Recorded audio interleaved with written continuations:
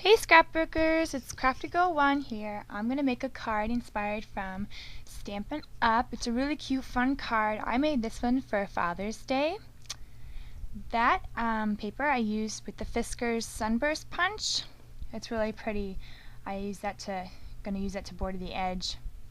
And I cut this paper by 9 3/4 by 6 inches, that lavender cardstock. I folded it.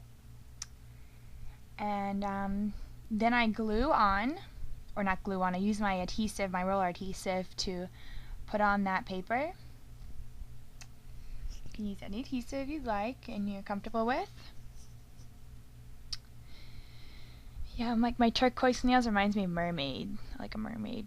My friend did that for me. I don't know, it was fun and metallic. So you just glue that on there on the bottom. I mean, you can use any border punch that you like. I just had this one. Actually, it's my only one, sadly.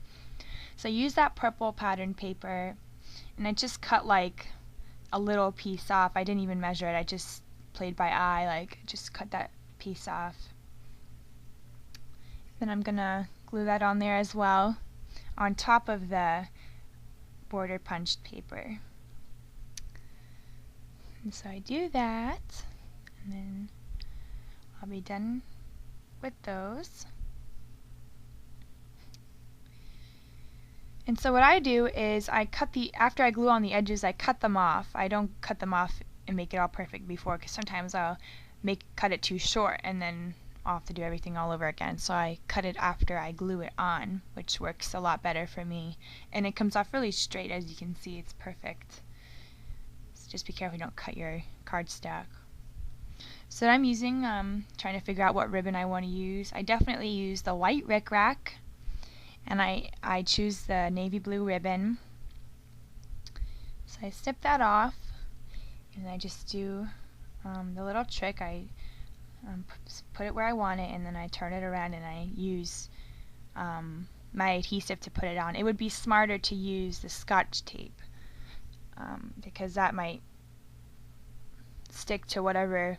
You should actually put like a paper over the ribbon once you're done gluing it on, so it just looks nicer, because if you see the ribbon like halfway on the inside of the card, it looks a little tacky. And then I put my rickrack on, and I do the same thing. You're just basically layering, putting it in order the way you like it. I'm just basing it off the card, and I don't even have the exact way that they do it. I just kind of do my own little thing. So there you have that. And then next I have another piece of paper you can use you can cut that out and then round the edges of it and make it into like a rectangular shape. And then you glue that on into the right side corner of your card. And then stick that on there.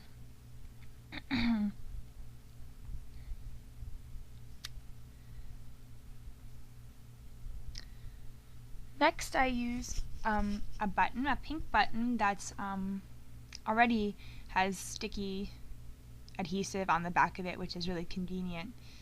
So I just stuck that on there on the corner.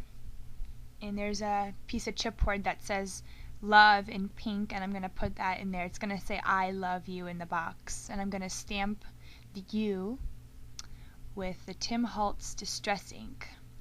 And the thing with this is, when I stamp it, it doesn't come out like a pure stamp. It just comes out kind of like old, if you want to say, like distressed looking. So the U isn't going to be like a perfect colored U.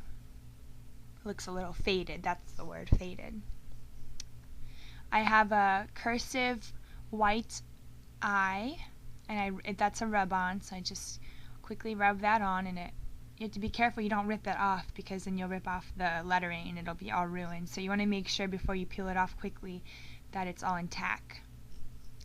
Then I use my double-sided Scotch glue for my love. Thanks for watching my video.